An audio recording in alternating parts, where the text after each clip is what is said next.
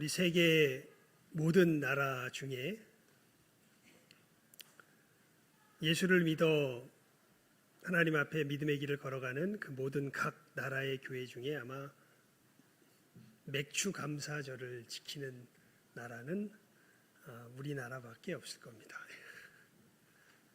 사실 이 맥주 감사절은요, 그 말 자체가 이미 우리가 잘못 이 오역을 한 데서 시작이 됩니다. 맥주, 이 보리맥자를 쓰죠. 예. 그러니까 오늘 말씀 보면 맥추절을 지키라 이는 내가 수고하여 밭에 뿌린 것의 첫 열매를 거둠이니라 이렇게 되어 있지 않습니까? 사실 여기서는 보리가 아니라 밀입니다. 예, 그러니까 이게 왜 우리가 이 부분을 잘못 오해하게 되었냐면 출애굽기 34장 22절에 보면 거기서 이제 77절 곧 맥추의 초실절을 지키고 이렇게 되어 있는 이 맥주의 맥자를 맥이라고 되어 있는 이 히브리 단어를 우리 믿음의 우리나라의 믿음의 선배들이 이 보리맥으로 아마 이렇게 바꿔서 번역을 한 것 같은데 이건 밀입니다. 밀. 그래서 사실은 밀의 첫 열매를 이 거둔 때를 이제 기념하여서 이 맥추절을 지키게 되는 것인데요. 그래서 이 이스라엘이 지켰던 그 3대 절기 있죠. 여러분들 아마 성경을 오랫동안 읽으셨던 분, 또 교회에서 우리 믿음의 생활을 오래 하신 분들 아마 그 이름들은 들어보셨을 거예요. 유월절, 그 다음이 뭡니까? 맥추절, 그 다음이 장막절 혹은 수장절. 이 세 가지가 이스라엘의 3대 절기입니다. 그리고 이 3대 절기는요, 다 이 밀추수와 사실은 관계가 있습니다. 제 첫 이삭이 패일 때가 어느 때와 딱 일치하냐면 6월절과 일치합니다.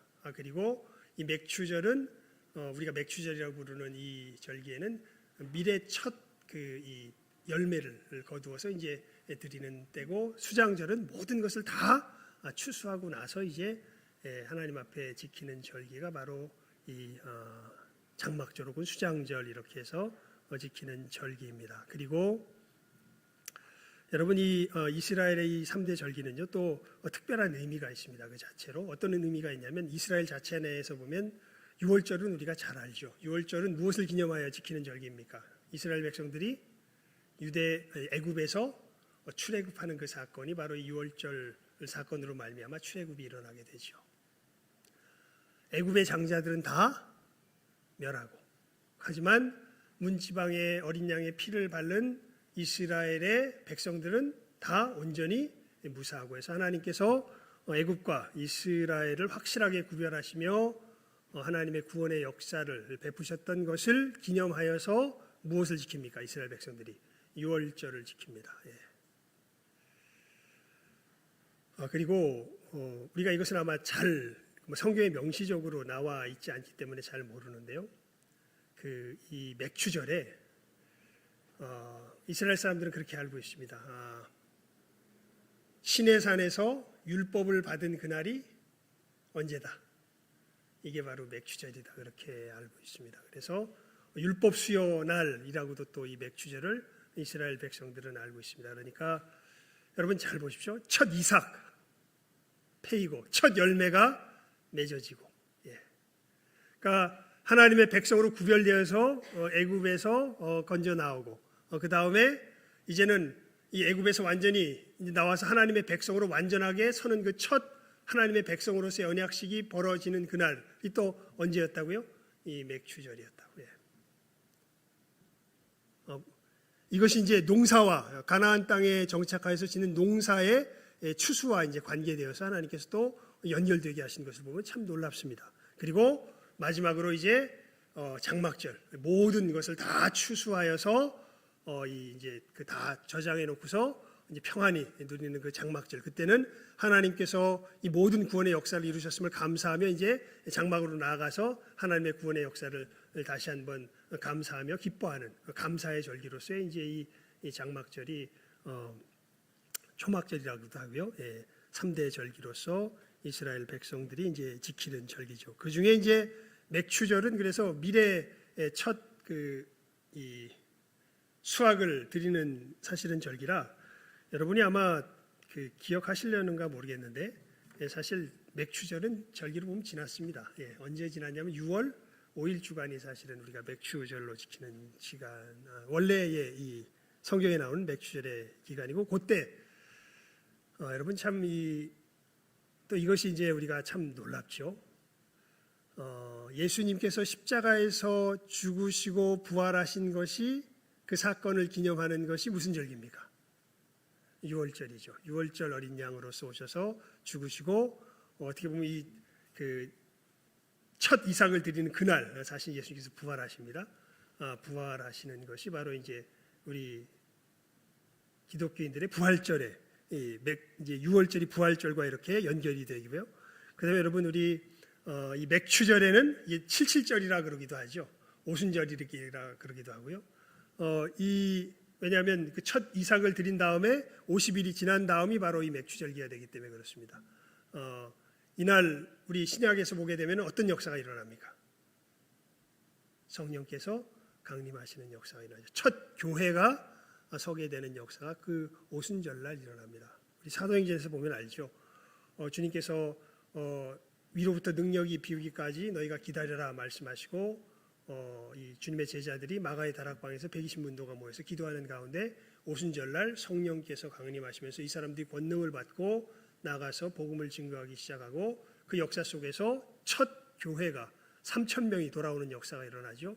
베드로의 설교를 통하여서 복음 증거를 통하여서 3,000명이 돌아오면서 그때 최초로 주님의 몸된 교회가 서게 되는 역사가 바로 성령 강림절에 오순절에 일어나게 되는 것을 보게 됩니다. 그래서 이 절기가 이렇게 연결되는 걸 보면서 이렇게 생각하기가 참 쉬워요. 예수님께서 이제 마지막 재림하실 때는 모든 대추수의 때가 아닙니까? 모든 하나님의 백성들을 다 모아서 이제 그때 주님께서 이제 재림하실 터인데, 그러면 예수님께서 초림하셔가지고 구원의 역사를 이룬 때가 6월절, 그리고 성령께서 강림하셔서 첫 교회를 이룬 때가 언제예요? 오순절. 그러면 예수님께서 재림하실 때는 언제가 아닐까? 우리가 이렇게 말씀으로 생각해 보면 이 장막절이 아닐까? 이제 그렇게 생각을 해볼 수가 있는데 그거는 모릅니다. 왜냐하면 누가 모른다 그랬어요. 예수님께서 날과 시는 모른다 그랬어요. 그런데 이 절기 자체가 우리들에게 의미하는 바는 이렇게 큰 이 하나님의 구원의 역사를 1년 동안에 하나님께서 절기로 정하여 주셔가지고 우리로 기념하며 지키게 하시면서 하나님께서 우리를 이렇게 구원하셨구나, 우리가 이렇게 이 땅 가운데서 살아가는구나. 그러니까 6월절 부활절은 하나님께서 우리를 이렇게 구원하셨구나. 오순절 이 성령 강림절은 우리가 이제 이 땅에서 이렇게 살아가는구나. 이제 추수감사절, 이제 그래서 참 여러분이 장막절은요, 이 각 교회마다 참 독특한 형태로 남아요. 그러니까 추수감사절과 이 장막절은 다릅니다. 추수감사절은 미국 이제 청교도들이 미국에 건너가서 하나님 앞에 이제 신앙을 위하여서 가서 참 수많은 사람들이 죽잖아요. 그 가운데서 결국 자기들의 신앙을 지키기 위해서 거기 가서 그 땅에서 이제 살게 하심으로 첫 열매를 맺어서 하나님 앞에 감사드리는 그 감사의 절기가 이제 추수감사절로서 우리들에게 유래가 되었는데, 사실은 이 성경의 절기와 연결시켜 보면 이 장막절과 연관이 있는 수장절과 연관이 있는 것이죠. 하나님 앞에 감사하며 우리들에게 주신 것들을 이렇게 세어보면서 하나님께 찬양을 드리는, 감사의 영광을 돌리는 그 절기가 바로 이 감사절인 것을 우리가 이제 교회 역사 속에서 보게 되면 알게 되는 것이죠. 그러면서 여러분이 우리 한국에서 이제 감사절기가, 미국은 감사절기 하나밖에 없어요. 추수감사절. 근데 한국에는 감사절기가 몇 개입니까? 우리 한국 교회는 2개입니다. 뭐와 뭐가 있어요? 추수감사절과 그 다음에 맥추감사절이 있습니다. 맥추감사는 도대체 어떻게 생긴 거냐라고 할 때 그냥 우리 말씀에 보면, 오늘 말씀에 보면 맥추절을 지키라. 근데 이것은 무슨 절기였다고요? 이런 감사절기보단 오순절이 사실은 이 맥추절과 연관이 되는 것인데 이것을 그러면 우리 한국교회에서는 어떻게 지키게 되었는가? 이게 우리 한국교회의 복음이 증거되는 역사와 밀접하게 관계가 있습니다. 네비우스 전도법이라 그래서요. 우리 한국교회에 이제 선교를 시작할 때 선교사들이 특별한 이제 그 선교 전략을 가지고서 우리 한국교회에 전도하기 시작합니다. 예전에는 특히 이제 그 중세 때나 뭐 이렇게 우리 한국교회의 전도가 되기 시작 전에 어떤 선교 전략 같으면은 선교하는 나라에서 많은 것들을 책임을 지면서 선교를 했습니다. 그런데 우리 한국에 전도할 때부터 우리 한국에 온 선교사님들이 어떠한 전도 전략으로 전도를 했냐면 자립자전. 하나가 더 있었는데 이걸 제가 잊어버렸네요. 그러니까 이 선교한 선교사들이 와서 계속 선교한 교회에서 우리를 도와서 이 교회가 유지되게 하는 것이 아니라 선교를 받은 우리가 스스로 하나님의 말씀으로 서서 하나님의 백성으로 자라나갈 수 있게 그렇게 전략을 세우고 전도한 것이 우리나라입니다. 이게 네비우스 선교 전략입니다.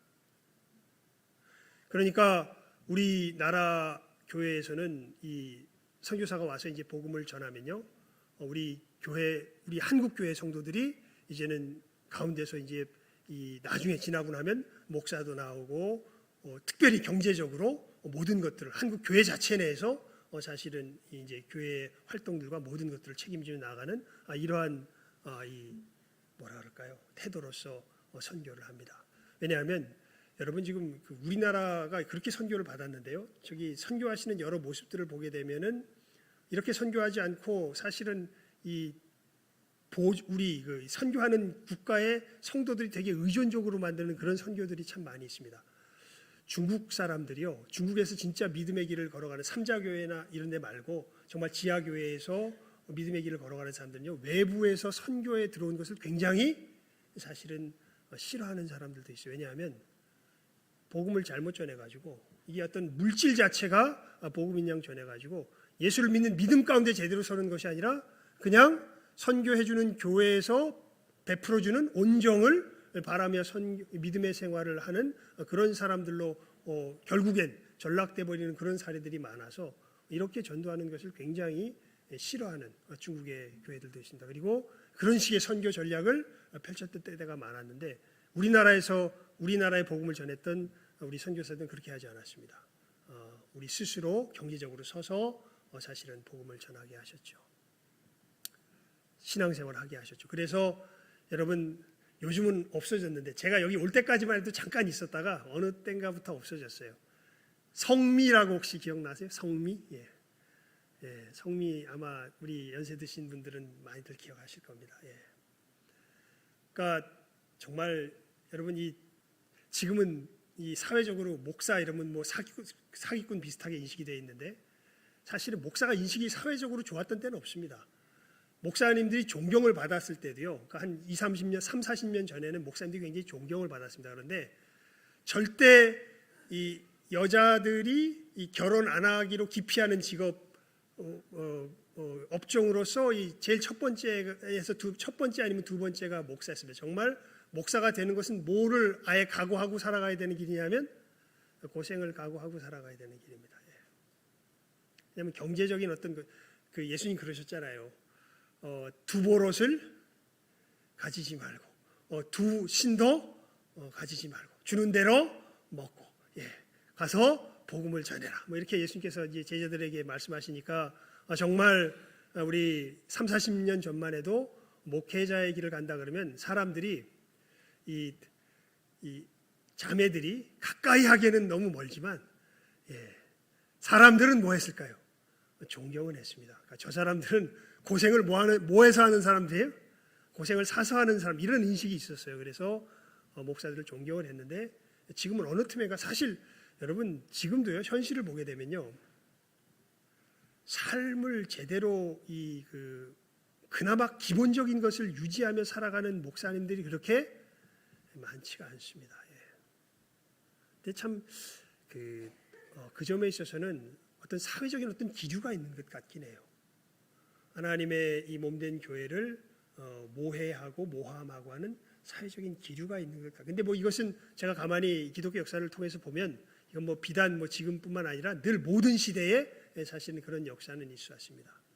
그러니까 이제 교회는 그런 점에서 경제적으로 굉장히 힘들어요. 그래가지고 성도들이 믿음의 길을 걸어가는데 목사님은 뭐 먹을 게 없잖아요. 그러니까 뭐 돈을 드릴 수도 없고 어떤 그런 상황 속에서 예전에 우리 처음 우리 교회가 서가기 시작했을 때 일단은 먹고는 살아야 되니까 목사도 먹고는 살아야 되니까 뭘 드린 거예요? 쌀을 드린 거예요.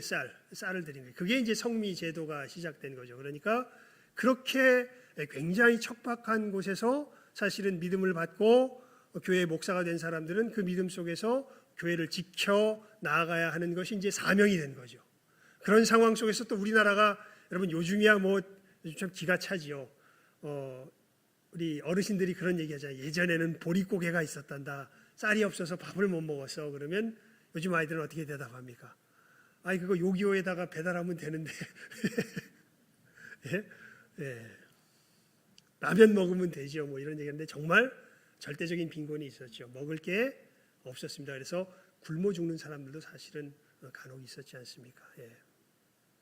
그러니까 이렇게 어려운 때에 우리나라에 마침 이제 이 5월 달인가 6월 달쯤 되면 뭐가 추수하는 시기가 됩니까? 어저께 우리 그래서 먹었던 것 같은데 예, 우리 오늘 백추 감사절이라고요. 우리 특식을 준비를 했습니다. 그래서 준비한 분들이 모여가지고 보리밥을 해주셨더라고요. 그래서 어저께 아주 보리밥을 맛있게 먹었는데요. 예, 보리가 이제 이 추수할 때가 오지 않습니까? 이 중간쯤 돼가지고 그러니까 그 추수 때에 하나님 앞에 이 중간 이 보릿고개를 넘어가면서 이제 보리의 추수에서 보리를 거뒀을 때에 그 보리를 추수해서 하나님 앞에 감사하는 절기가 이제 우리 한국에 생긴 거예요. 마침 이 본문을 어떻게 번역해가지고 보리 맥자로 번역을 해가지고 사실은 중간 과정에 1년의 중간 과정에 한국 교회가 정말 그 어려운 가운데서도 하나님의 향한 어떤 믿음 가운데 서서 지탱해 나아갈 수 있도록 성도들이 함께 하나님께서 중간에 추수한 것을 감사하며 지금은 이제 농사 지으며 살아가는 나라가 아니니까 이것이 어떻게 보면은 그 농사로서의 의미는 사라졌죠. 하지만 여러분 하나님께서 우리들에게 주시는 것을 우리가 받아서 살아가는 사람들 아닙니까? 그러면서 사실 이 추수감사절날 1년에 하나님께서 주신 것들을 결산하는 시간들을 갖지만 우리 한국교회에서는 이제 맥주감사절날 반년 동안 하나님께서 우리들로 어떻게 인도하셨고 어떻게 채워주셨는가 하는 것을 다시 한번 돌아보는 계절로서 우리가 귀한 절기로서 우리 맥주감사절을 갖는 것이지요. 여러분 참 이 이스라엘 백성들이 그러니까 참 놀라운 사람들이죠. 왜 놀랍냐면 나라가 없는 사람들인데요. 나라가 없이 몇천 년을 자기의 정체성을 유지하냐면 거의 2000년을 자기의 정체성을 유지합니다. 그것도 그냥 유지하는 정도가 아니라 이스라엘 사람들이 왜 이 2차 세계대전 독일에게 이렇게 이 압박을 하고 사실은 이스라엘 백성들은 어디 가면 환영을 잘 못 받아요. 이 역사를 이렇게 보게 되면 왜 그런가 보면요. 소수민족인데 들어가는 곳마다 경제, 학문, 문화, 예술 분야를 점령해 갑니다. 이게 어떻게 보면 문화의 꽃이잖아요. 근데 이 소수민족이 어디를 들어가든지 여러분 지금 그 하버드대 뭐 이런데 이 민족별로 가장 그 많은 퍼센테를 차지하는 것이 입학생들 퍼센테이지를 차지하는 이스라엘 사람들입니다. 예. 우리나라도 꽤 높아요. 인도 뭐 우리나라 뭐 이렇게 중국 꽤 높은 것 같은데 이스라엘이 단연 탑 클래스입니다. 예. 그러니까 어느 나라에 가든지 사실은 이 소수 민족이 가서 땅도 없는 민족들이 거기 가가지고 그 나라를 점령하니까요. 그래서 이 독일이 자기들의 민족을 우월시할 때 이제 제일 눈에 거슬리는 것이 이스라엘이었기 때문에 이스라엘을 이제 말살하는 정책을 펴면서 이제 그런 참담한 역사가 세계 2차 세계대전 가운데 벌어지는 것을 우리가 보게 되죠. 그런데 아인슈타인한테 물어봐요. 어떤 사람이 도대체 이스라엘 백성들은, 그러니까 이제 뭐 목사한테 물어본 게 아니죠. 랍비한테 물어본 게 아니라 아인슈타인한테 물어봐요. 이 어떤 한 기자가 이스라엘 백성들이 어떻게 저렇게 이 세계를 주름 잡는 백성으로 클 수 있었겠냐? 당신은 왜 그렇다고 생각하냐라고 얘기할 때 아인슈타인이 하는 얘기가 그겁니다. 이스라엘 백성들은 뭐를 지켜요? 그 삶 속에서 뭘 지킵니까? 안식일을 지킵니다. 그럼 안식일 날 뭐 하나요, 이 사람들이? 하나님의 말씀을 듣고 배웁니다. 그러니까 다른 사람들은 7일을 사는데 이 사람들은 6일을 살고 반드시 자기들의 삶을 하나님의 말씀에 비추어서 다시 한번 반추해보고 다시 한번 점검하고 하나님 앞에 자기의 삶을 새롭게 하는 그 시간들을 늘 가져요. 새로운 시야를 갖습니다. 여러분, 사실 우리가 삶이 어려운 게요, 노력을 안 해서 어려운 경우도 뭐 가끔 있지만 사실은 제대로 된 노력을 못해서 어려운 겁니다. 그러니까 제대로 된 것을 하는 것은 열심히 하느냐 안 하느냐의 문제이기보단 방향을 제대로 잡느냐 잡지 못하느냐의 문제가 훨씬 큽니다. 근데 이스라엘 백성들은 아예 하나님의 백성으로서의 자기들 정체성 때문에 강제적으로 안식일을 지키면서 아무리 힘든 삶을 살아도 7일째가 되면, 안식일이 되면 누구 앞에 나아가서, 하나님 앞에 나아가서, 하나님, 우리가 하나님 앞에 하나님의 백성으로서 우리의 삶을 제대로 살아왔는지 하나님의 말씀을 통해서 자기 자신을 뭐하는 시간을 늘 가져요. 점검하는 시간을 가져요. 그래서 하나님 앞에서 우리가 이 부분에 있어서 잘못되었구나, 이 부분에 있어서 이렇게 됐구나. 비록 예수님을 모르지만 하나님을 존중하는 그 태도 속에서 이 사람들은 삶을 하나님의 시각으로 바라볼 수 있는 그 힘을 아예 그들의 삶의 문화 속에서 가지고 왔기 때문에, 그래서 아인슈타인이 이 사람이 진정 정통파 유대인도 아닌 것 같은데 왜 당신들이 그렇게 이 세계를 주름잡을 수 있었냐라고 이야기할 때 그것을 콕 집어서 이야기합니다. 우리가 그러한 삶을 살았기 때문에 그러니까 여러분, 특별히 사상계를 보면요, 예술계도 마찬가지지만 사상계를 보면 사상은 그 시대를 압도하잖아요. 그 시대를 주도하잖아요. 사상계의 수많은 뛰어난 사람들이 대부분 어디 출신들입니까? 유대인들입니다. 그러니까 이 사람들은 사람들의 생각을 뒤바꿀 수 있는 힘이 있는 사람들이에요. 우리나라는 열심히는 해요. 근데 여러분, 우리나라가 선진국이 된 건요, 우리 나름대로의 독창적인 뭔가를 만들어내서 선진국이 된 게 아니라 이건 이 점에 있어서는 또 세계 유일한 것 같아요. 그냥 앞서간 사람들 엄청나게 빨리 쫓아가서 선진국이 된 거예요. 그래서 이제는 되게 위기를 우리 한국 사회 속에서 앞으로의 산업을 전망하는 사람들은요, 우리 한국 사회의 위기를 이야기합니다. 왜냐하면 이건 이제는 누구 흉내내서는 우리들의 이 경제 규모나 이런 것들을 감당을 못 해내요. 이제는 우리 스스로 독자적인 걸 만들어내야 돼요. 세계에 우리의 이름을 드높이고 우리 스스로 세계를 인도할 수 있는 독자적인 걸 만들어내야 앞으로의 우리 한국의 어떤 경제나 이런 것들이 감당이 됩니다. 그런데 그런 걸 잘 해보질 않았어요. 우리는 늘 뭘 열심히, 여러분 보세요. 우리 학원 문화 보십시오. 학원 문화. 쪽집게 선생님이 딱 이야기해 주는 거 딱 잘 받아 적어가지고 요것만 싹 빨리 내가 습득해가지고 눈치 빠르게 빨리 답 딱 적어가지고 정답 제출하면 남들보다 1등으로 정답 제출하는 것을 계속 훈련해내는 것이 어떻게 보면 우리나라 사람들이 살아간 방식인데, 사실 세계를 주도하는 사람들은 이미 정해진 답 빨리 배워서 빨리 제출하는 사람들이 아니라 답이 없는 상황 속에서 답을 만들어낼 수 있는 사람들이라야 가능한데, 이런 것들을 우리나라 사람들이 아직 살아보질 않았습니다. 그냥 앞으로 그런 것들이 어떻게 해야 되는지도 몰라요. 왜냐면 늘 그 경주 맛들처럼, 여러분 경주 맛이죠. 어디입니까? 경마에 가보면은 탁 이게 말들이 이렇게 딱 준비하고 있다가 탁 문이 열리면서 다 뛰어나가는데 보면 말 앞에 보면 어떻게 돼 있습니까? 이렇게 여기 딱 이렇게 돼 있어가지고 앞만 보고 뛰게 돼 있잖아요. 어떻게 보면 우리나라 사람들이 경주마처럼 살아온 것 같아요. 딱 앞만 보고 주변을 돌아볼 줄도 잘 몰라요. 앞만 보고서 그냥 열심히 살아가는 그런 식의 삶입니다. 왜냐하면 자기 자신을 돌아보기보단 그냥 무조건 답은 정해져 있으니까 열심히 하면 된다, 이런 생각으로 살아왔던 사람들이죠. 여러분, 하나님께서 우리들에게 은혜를 주셔서요, 우리 그리스도인들은요, 아무리 어렵고 힘들어도 7일째는 뭐합니까? 우리가 쉽니다. 그리고 우리의 삶을 어떻게 해요? 하나님의 말씀에 비추어서, 오히려 유대인들은 하나님의 말씀의 뜻을 제대로 알지 못하고 해도 저 정도인데, 우리는 이제 예수 그리스도 안에서 이 하나님의 말씀의 뜻을 어떻게 해요? 제대로 깨달아 알게 됐죠. 하지만 삶의 패턴은 그 점에 있어서 유대인들과 똑같습니다. 우리가 하나님께서 6일 동안 열심히 일하고 7일째는 하나님 앞에 나와서 우리의 삶을 돌아보고 하나님의 백성으로서 우리의 정체성을 다시 한번 다지고, 그렇게 7일을 단위로 계속 살아가는 가운데 여러분, 우리가 하나님의 백성됨을 이 부활절날 다시 한번 되새기며 하나님의 백성으로서의 살아갈 이 다짐을 우리가 오순절날 한다면, 이게 참 한국교회에 주신 굉장히 독특한 복 같은데, 우리는 이 감사의 절기를 몇 번을 가져요? 1년에?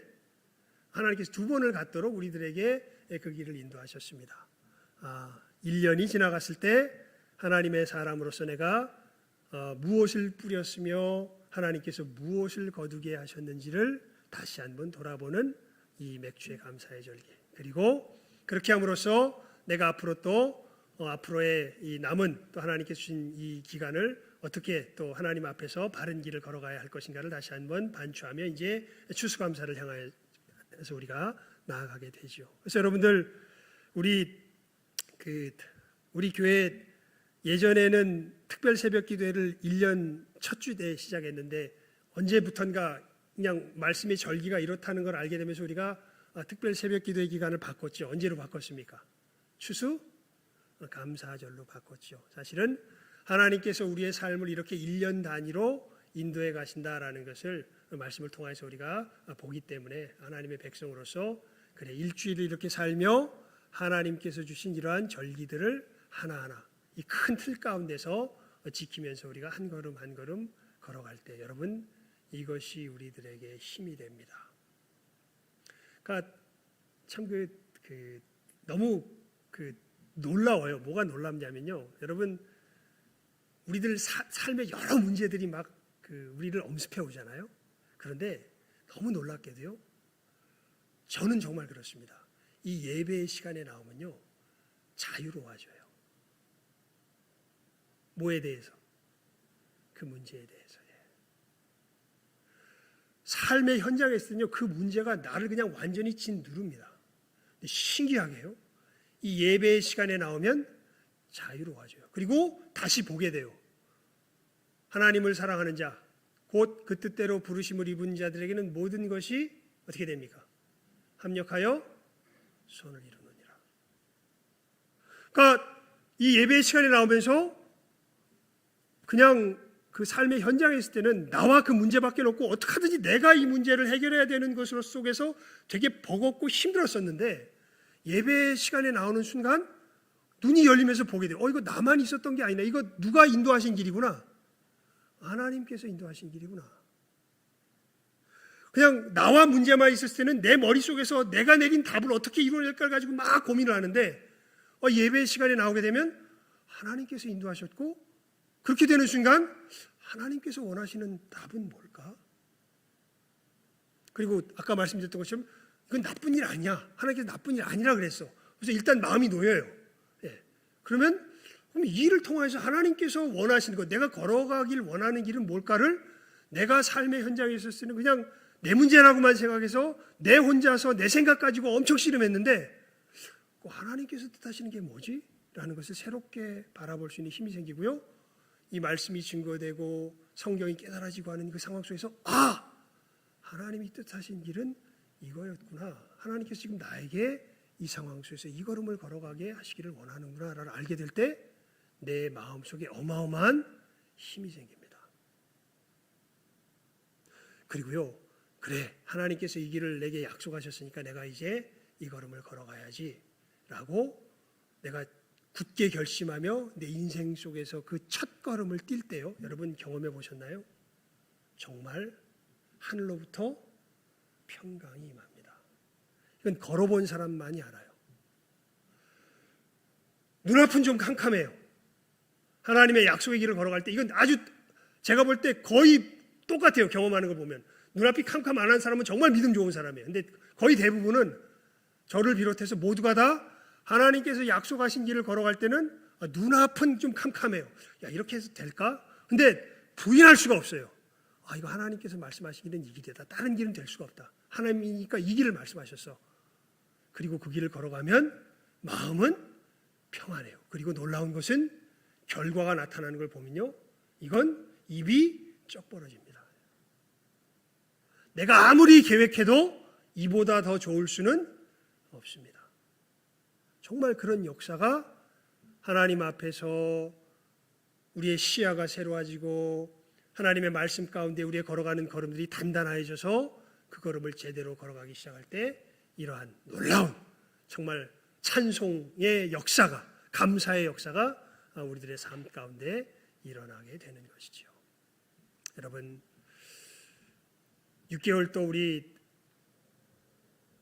참 코로나 풀어지는 것 같은데 우크라이나 러시아 전쟁 터지고 석유 에너지값 폭등하면서 물가 막 엄청나게 올라가고 미국에서 무슨 달러 금리 인상한다 그러면서 되고 또 이따 우리 조금 있다가 재직해도 하겠지만 여러 가지 이런 상황들 속에서 우리가 또 택해야 될 길들이 막 바뀌어지고 고민하게 되고 여러분들 사업하면서 또 그 직장 생활하시면서 이런 변화 속에서 괴롭고 힘들고 이러한 모든 문제들 그 속에 있을 때는 우리가 괴롭지만 어디에 나오는 순간, 여기에 나오는 순간 우리는 하나님 앞에 새롭게 할 수 있는 힘을 얻게 되고 그것도 여러분 이런 특별한 이 맥주 감사절 같은 절기에는요 한번 넓게 한번 살펴보시기 바랍니다. 우리가 주일날 같으면 매주 살펴보는데 하나님께서 주신 특별한 절기 아닙니까? 하나님께서 우리를 6개월 동안 어떻게 인도하셨는가, 우리가 무엇을 뿌리며 하나님 앞에 나왔는가, 하나님께서 나로 거두게 하신 것이 무엇인가. 아까 우리 백배현 집사님 기도하셨잖아요. 취할 걸 취하게 하시고 버릴 걸 버리게 하시고. 그러니까 이런 것들을 돌이켜보면 우리가 취할 걸 뭐하고 취하고 버릴 걸 뭐하고 버릴 수 있는 지혜가 생깁니다. 여러분, 이러한 귀한 은혜를 받아 누리며 하나님 앞에 다시 한번 감사하며 앞으로의 또 하나님 앞에 감사의 찬송을 부를 새로운 길을 이 시간 발견하고 깨달아 알아나가시는 귀한 복된 오늘의 맥주 감사절 될 수 있기를 주님의 이름으로 축원을 드립니다. 기도하겠습니다. 하나님 아버지, 감사합니다. 저희들 7월 첫 번째 주간 우리 한국교회에 하나님께서 특별한 절기로 주셨습니다. 중간 우리들의 믿음의 걸음을 결산하며 또 앞으로 걸어갈 걸음을 바라보는 중간 결산의 시기를 이 감사의 절기로 주신 것 감사를 드리옵나이다.